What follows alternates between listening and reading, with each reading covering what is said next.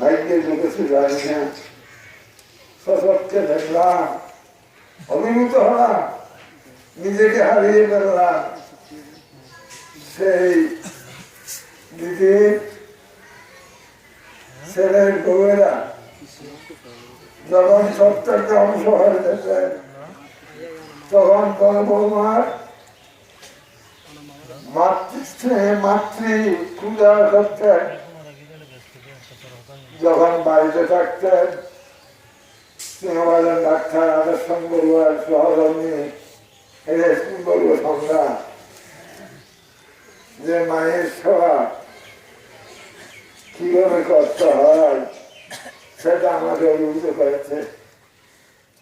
একজন বৃদ্ধবস্ত শিশু যেমন মায়ের কাছে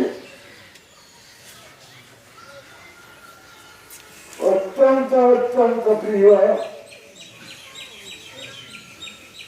এই বৃদ্ধ শিশুর পায়খানা প্রস্রাব থেকে সমস্ত কিছু